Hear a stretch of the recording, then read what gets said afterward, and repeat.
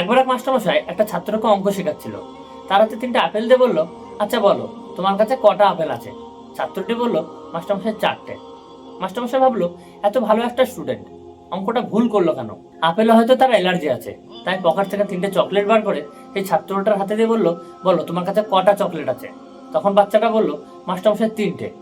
তখন মাস্টারমশাই আবারও সেই আপেল 3টে তার হাতে দিল আর বলল, বলো তোমার কাছে কটা আপেল আছে? ছাত্রটি আবারও বলল, মাস্টারমশাই 4টে। তখন মাস্টারমশাই রেগে গেল আর বলল, তোমার কাছে যখন আমি 3টে চকলেট দিয়ে বললাম তোমার কাছে কটা চকলেট আছে, তখন তুমি বললে 3টে, কিন্তু যখনই আমি তোমার কাছে আপেল 3টে দিচ্ছি তখনই তুমি বলছো 4টে। এর কারণ কি?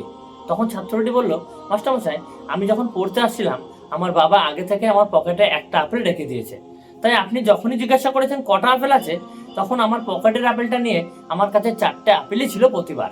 এই গল্পটার মতো আমরাও জীবনে অনেক যোগ বিয়োগে ভুল করি। যেমন ধরো, আপনি কারোর কাছে 5,000 টাকা চাইলেন আর সে বললো আমার কাছে 5,000 টাকা নেই। আপনি ভাবলেন ওর 30-40 হাজার টাকা মাইনে আর মাত্র 5,000 টাকা আমাকে দিতে পারলো না। কিন্তু দেখা যাচ্ছে গত মাসেই সে 8-9 লাখ টাকা লোন নিয়ে একটা বাড়ি বানিয়েছে অথবা একটা গাড়ি কিনেছে, আর সে এখন মাসের ইএমআই ঠিকমতো দিতে পারছে না। কিন্তু আপনি তাকে যোগ বিয়োগ দিয়ে বিচার করেছেন। এই জন্য কখনোই কাউকে যোগ বিয়োগ দিয়ে বিচার করা ঠিক নয়, কারণ আপনার অঙ্ক কখনোই মিলবে না।